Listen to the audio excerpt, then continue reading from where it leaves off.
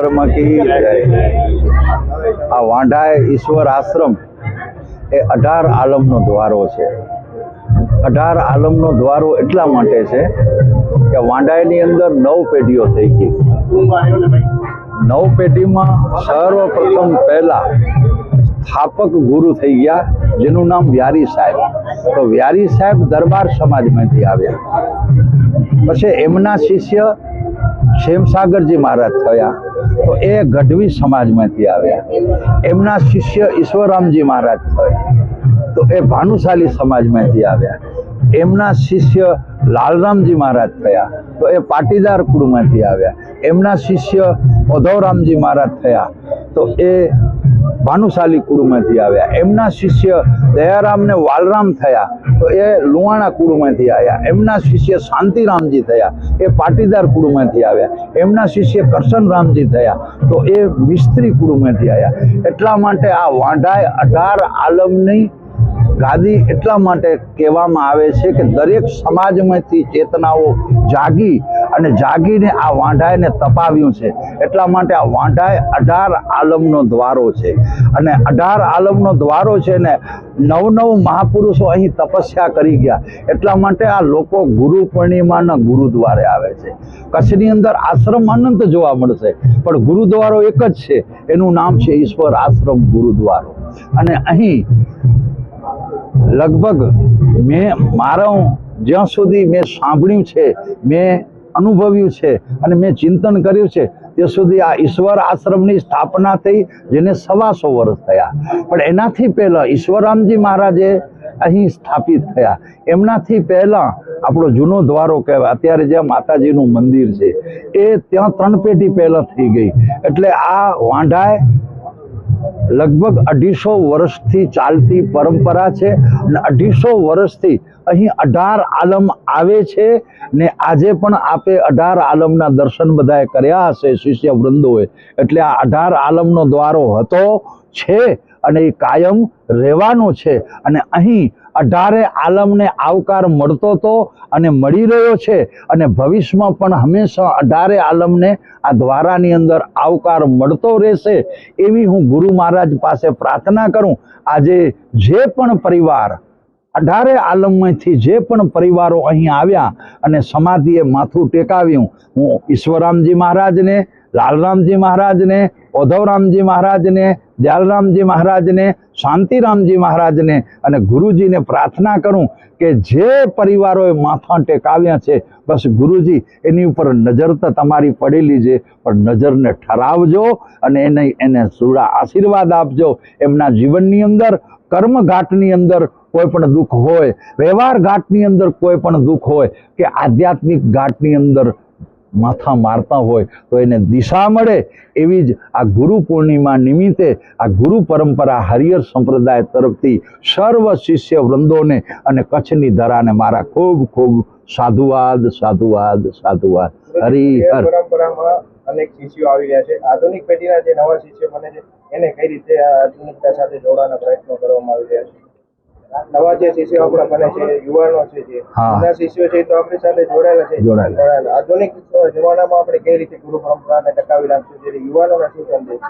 નવી પેઢી જે આવી રહી છે, એ નવી પેઢીને મારા તો અહીંથી એવા આશીર્વાદ કે અત્યારે આધ્યાત્મિક યુગ, અત્યારે વૈભુક યુગની અંદર તમે દોડો છો, એ દોડો, પણ એની સાથે સાથે થોડુંક આધ્યાત્મિક રાખજો। જેવી રીતે સોનું આપણે કોઈ પણ ઘરેણું બનાવી, તો એ સોનામાં ઘાટ સોનીને લાવવો હોય ને, તો એમાં થોડુંક ધાતુ મૂકવું પડે।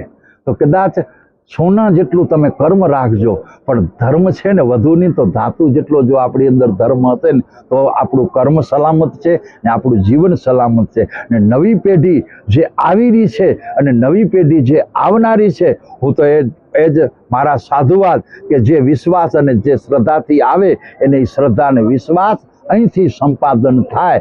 આ 18 આલમની પેઢી છે ને 18 આલમનો દ્વારો છે, એટલે અહીંથી ખૂબ ખૂબ મારા હૃદયના સાધુવાદ, સાધુવાદ, સાધુવાદ।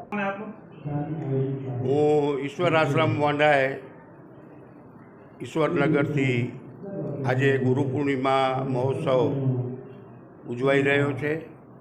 એ ઉત્સવમાં ભારતભરમાંથી 18 વર્ણના લોકો સમસ્ત હિન્દુ સમાજની આ ડેલી એવા ગુરુવરોની સમાધિએ આજે ગઈકાલે સાંજે પાદુકા પૂજન, ગઈકાલે સાંજે સંધ્યાપાઠ, ત્યારબાદ ઓઝવરાસ, ત્યારબાદ રાત્રિના સ્થાનિક ભજનીકોના ભજનની રમઝટ અને આજે વહેલી સવારે પાદુકા પૂજન અને ત્યારબાદ અત્યારે સર્વે ભક્તજનો ગુરુવરની ગાદીના દર્શન કરી રહ્યા છે.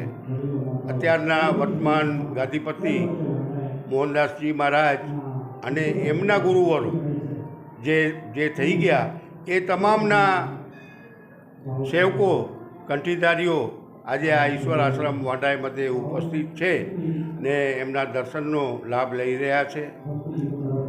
બહોળી સંખ્યામાં ભારતભરમાંથી અને કચ્છ આખાએમાંથી ગામે ગામથી લોકો અત્રે ઉમટી પડ્યા છે ને લગભગ બપોરના મહાપ્રસાદનું આયોજન અમારું 6 થી 7 હજાર લોકોનું આજે મહાપ્રસાદનું આયોજન છે ને એનામાં સર્વે આજે ગુરુવરોના સાનિધ્યમાં દર્શન પણ કરશે અને પ્રસાદ પણ લેશે ને આ આખા આયોજનમાં રસોડા વિભાગમાં તનતોડ મહેનત કરીને વાંડાઈ ગામના યુવક મંડળના ભાઈઓ અને દેસલપરના યુવક મંડળના ભાઈઓ અને બહાર ગામથી પધારેલ જે મોહનદાસજી બાપુના જે કંઠીધારી સેવકો છે એમના દ્વારા રસોડા વિભાગનું આખું આયોજન એમને ઉપાડી લીધું ને એવી રીતે આ ગુરુ પૂર્ણિમા ઉત્સવમાં આ જગ્યાનો ઉત્સવ એટલે સમસ્ત જ્ઞાતિનો ઉત્સવ લેખાય.